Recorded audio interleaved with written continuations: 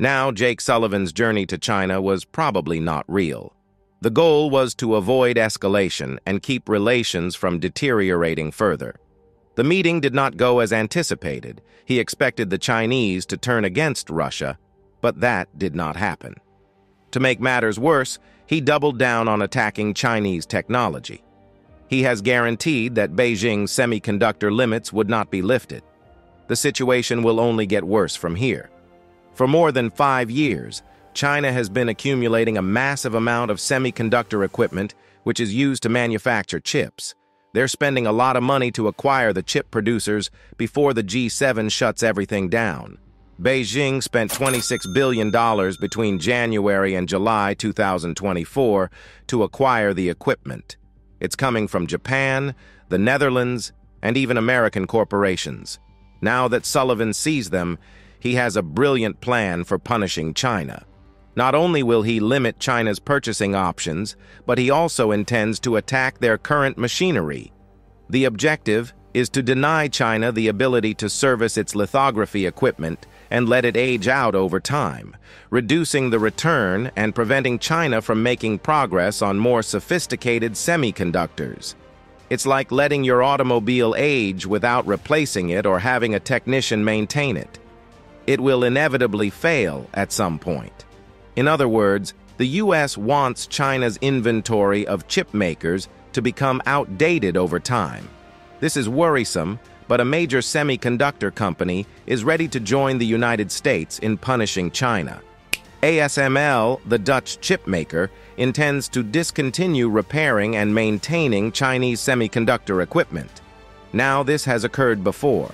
The corporation has already purchased the most modern machinery in China, but it may go much further.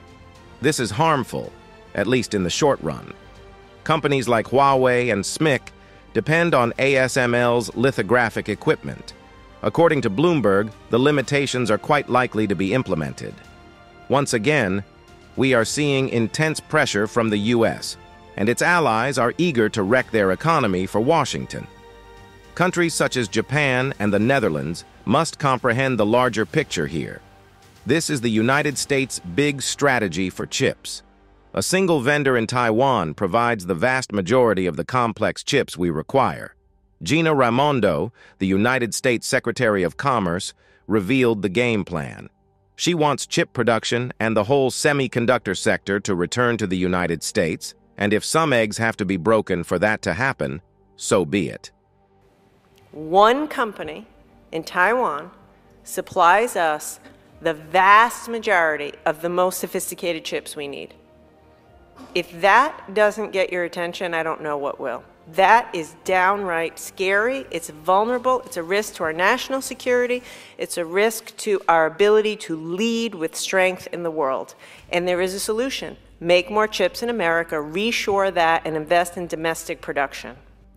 America still leads the world in design of chips, still leads the world in software and equipment, but we have to get back into the business of making this stuff in America.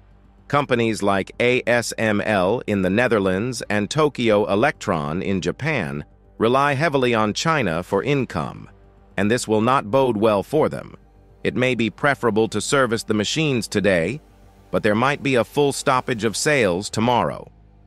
ASML's Chinese sales totaled more than 2 billion euros in the second quarter of this year, accounting for roughly half of their total bottom line. Any corporation in the world that loses 50% of its revenue will be in deep danger. China may still get its chip-making equipment abroad. Even if all of America's friends are removed, China will retain access to other markets. 36% of its imports last year came from foreign nations, particularly those in Southeast Asia.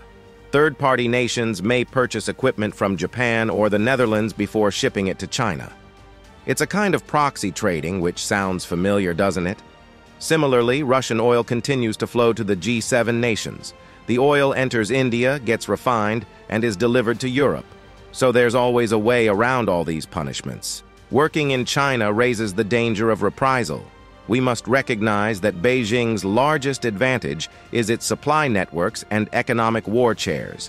They may finish up the heat in the West. They just need to tighten the supply of essential minerals used in the manufacture of semiconductors and chip manufacturers: gallium, germanium, and graphite.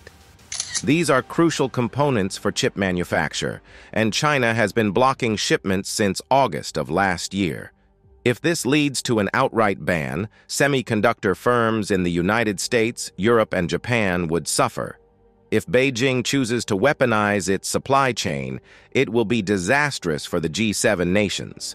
Their domination over these essential minerals is remarkable. Chinese producers account for about 100% of gallium production and around 68% of germanium output.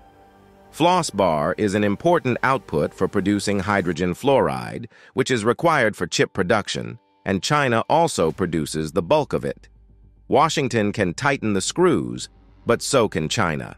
This will simply result in a tit-for-tat limitation war, driving chip prices higher throughout the globe. This is hardly a victory for the West. It will just propel their cause to the moon. Sooner or later, China will close the technological gap. It might take them 2, 5, or 10 years. But once they do, the endgame is very obvious. They will reach economies of scale quicker than the West due to improved supply chain efficiency. They also have inexpensive discounted energy from Russia and cheap gas, which allows them to lower rates for the rest of the globe. The West may be compelled to prohibit Chinese semiconductors like they are doing with EVs now. Then we'll have nations in the BRICS, the Global South, and Asia purchasing low-cost chips, while the G7 will be saddled with pricey semiconductors. Now it is true that the West enjoys a technological edge over China. We're talking about the most sophisticated cutting-edge processors that staff businesses like NVIDIA manufacture. Chinese enterprises are around 5 years behind global leaders, although this gap will close over time.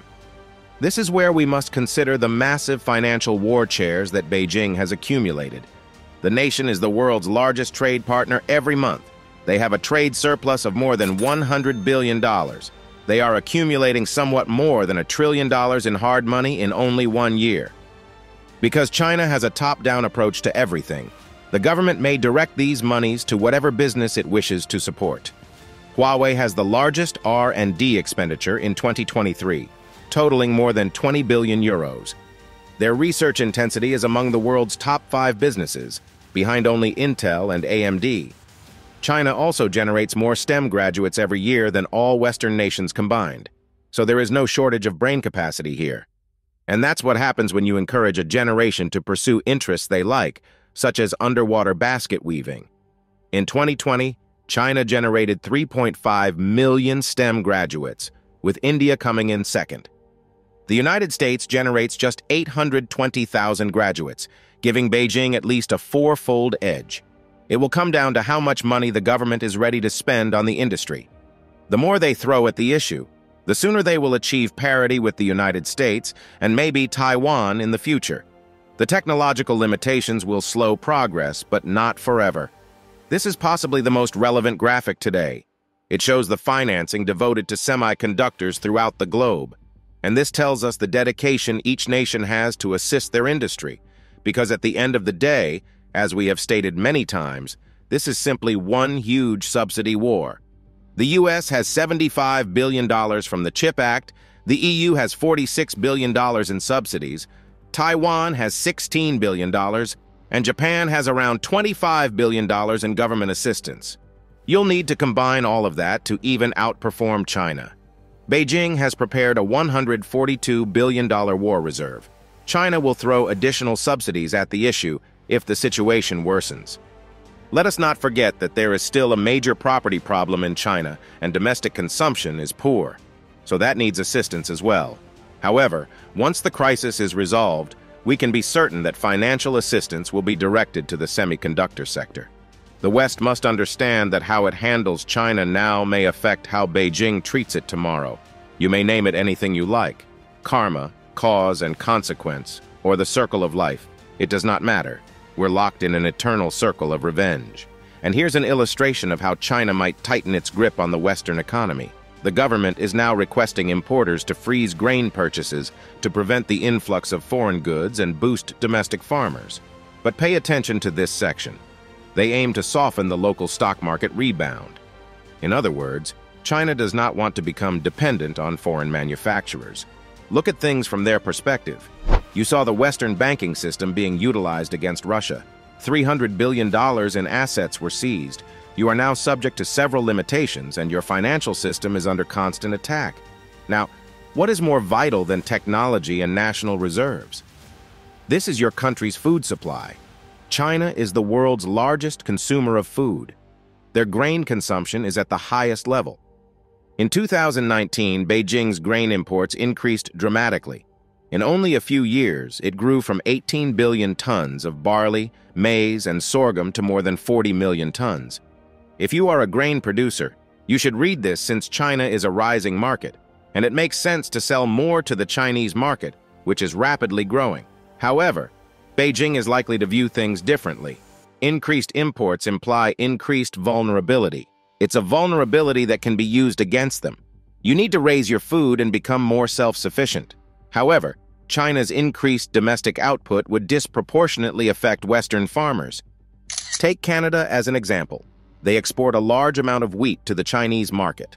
However, overall exports have been declining over the last year. Wheat is down by 300,000 tons. Body exports dropped by more than twice that amount, down by 700,000 tons. Overall, grain exports to China plummeted by more than 40% compared to the previous year. Consider how the collapse started as tensions with the G7 escalated. China will begin to reduce its imports of Western grains since they are merely a source of vulnerability. The United States targets Chinese EVs, diaspora panels, and even TikTok on national security concerns. This is presumably Beijing's reprisal based on the same national security concerns. They proved this back in April. China canceled almost 1 million tons of wheat supplies from Australia and the United States, and this came out of nowhere, crashing wheat prices. Part of it is to negotiate lower prices, but it is also a message to the West from the world's largest food consumer. So the decoupling is just going to become worse. The West may be attempting to limit China's access to technology to impede their advancement, but the same game will be played against them, and food is already a better ground. The Chinese market imported more than $140 billion in food last year. This number is steadily decreasing. The government will aim for more self-sufficiency, so there will be winners and losers. Who wins if Beijing reduces imports of Western grains? The nourishment must come from somewhere. The BRICS nations, particularly Russia, will gain greatly. They're selling more grain to the Chinese. Russia exported 3.5 million tons of grain in the first 3 quarters of the year, which was 50% greater than the previous year's total of 2 million tons. Putin's productivity is only going to increase. There are a large number of Chinese farmers resettling in the Russian Far East, and they are traversing the land. Thus, Russian exports are more secure than those from the West. There is no going back after this. The primary catalyst was the conflict 2 years ago. Then, both the West and China understood they needed to rebuild important sectors and separate from one another. And this will result in additional economic shocks. And for you and me, this will only mean increased inflation. But tell me what you think. Is the Netherlands making a huge mistake? And how will China respond? Please let me know in the comments below. Stay careful and make sure to hit the like button and subscribe as we traverse these tumultuous times.